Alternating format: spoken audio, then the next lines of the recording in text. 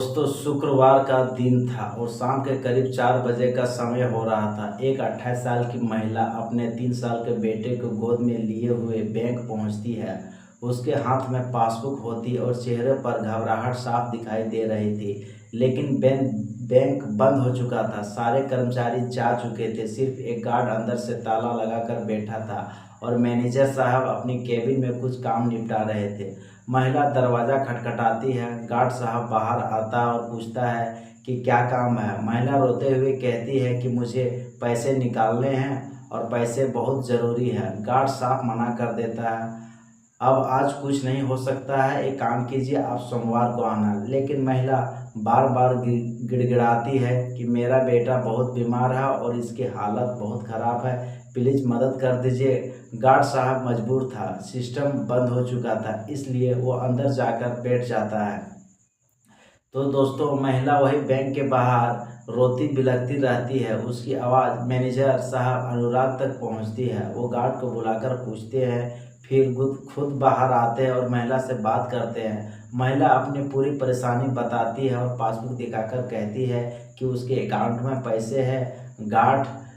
Guard साहब झुंझला जाता है, लेकिन महिला हार नहीं मानती। वह अपने बेटे को जमीन पर लिटाकर आंचल फैलाकर मदद मांगने लगती है। यह देखकर अनुराग जो मैनेजर था वो बहुत भावुक हो जाते हैं। बच्चे की हालत देखकर उन्हें समझ में आ जाता है कि आखिर इस देर हुई तो इस बच्चे की जान भी जा सकती है। अनुराग तुरंत फैसला लेता है, बैंक बंद करवाकर महिला और बच्चों को अपनी कार में बैठाते हैं और गोरखपुर के BRAD मेडिकल कॉलेज ले जाते हैं। वहाँ दोस्तों बच्चे की भर्ती कराया जाता है। डॉक्टर बताते हैं कि हालत गंभीर है और देर हो चुकी है, लेकिन इलाज शुरू कर दिया जाता है। महिला रोती है। अनुराग उसे संभालते हैं, खाना खिलाते हैं और अपना नंबर देकर घर लौट जाते हैं। दोस्तों 3 दिन बाद जाते हैं, 3 दिन बाद वो घर लौट आते हैं और 3 दिन बाद उसे कोई खबर नहीं मिलती है। फिर एक दिन अचानक उस महिला का फ़ोन आता है और रोते हुए बताती है कि बच्चे की हालत और बिगड़ गई और डॉक्टरों ने लखनऊ ले जाने को कहा। अनुराग तुरंत गोरखपुर पहुंचते हैं और दोनों को लेकर लखनऊ के PGI अस्पताल ले जाते हैं और वहां बच्चे का बेहतर इलाज होता है। दोस्तों करीब 15 दिन तक इलाज चलता है, ऑपरेशन होता है और लगभग 3 लाख रुपए खर्च होते हैं। आखिरकार बच्चा ठीक हो जाता और बच्चा होश में भी आ जाता है। महिला की खुशी का ठिकाना नहीं रहता। वह बताती है कि उसका पति अब इस दुनिया में नहीं है और वह बिल्कुल अकेली है, उसका कोई सहारा नहीं है। अनुराग उसे अपने घर ले आते हैं। वहाँ उनकी बुजुर्ग माँ रहती है और पत्नी की कैंसर से मौत हो चुकी थी। महिला उनकी माँ की सेवा करने लगती है और घर का सारा काम संभाल लेती है। कुछ समय बाद समाज और रिश्तेदारों को यह बात पसंद नहीं आती है और वे विरोध भी करने लगते हैं कि मामला पुलिस तक पहुंचता है, लेकिन पुलिस ने इंसानियत का ही साथ देती है और महिला को वहीं रहने देती है। आखिरकार एक पुलिस अधिकारी की पहल पर अनुराग और आशा की शादी फरवरी 2026 में हो जाती है।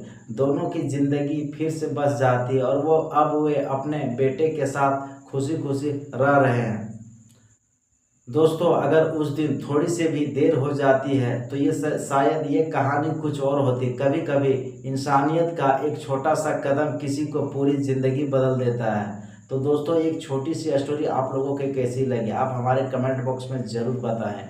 तो देखिए दोस्तों, कहते हैं ना कि जहाँ प्यार और विश्वास ये 2 चीज़ होते हैं वहाँ कमल में भी फूल खिल जाते हैं। आप देखिए कहाँ मैनेजर साहब और कहाँ वो एक विधवा महिला का भी एक जीवन साथी का ज़रूरत था और वहीं अनुराग जो हमारे मैनेजर साहब थे उसका जो पत्नी था वो कैंसर के पीड़ित की वजह से मर गया था। ये दोनों में और जो महिला थी अनुराग कश्यप की माता और पिता की, उन्होंने इतनी सेवा की और इतना प्यार दिया उन लोगों को। देखिए अनुराग ने भी उसे एक्सेप्ट कर लिया और उस विधवा महिला जो थी उन्होंने उसको भी एक अच्छा पति मिल गया। तो कहते हैं ना कि जहाँ प्यार और भरोसा और विश्वास है ना वहाँ कोई भी चीज़ है ना वहाँ सब साथ देते हैं। अब इस कहानी के माध्यम से ये ज़रूर जान गए होंगे। तो दोस्तों, ये पूरी स्टोरी सुनाने का उद्देश्य आप लोगों को परेशान करना या हैरान करना नहीं था, बल्कि छोटी स्टोरी कहानी के माध्यम से आप लोगों को एक जागरूक करना और सचेत करना है। तो मिलते हैं दोस्तों इसी तरह से एक नई वीडियो के साथ, एक नई स्टोरी में। तब तक के लिए जय भारत, जय Hind. Thanks for watching. Vande Mataram.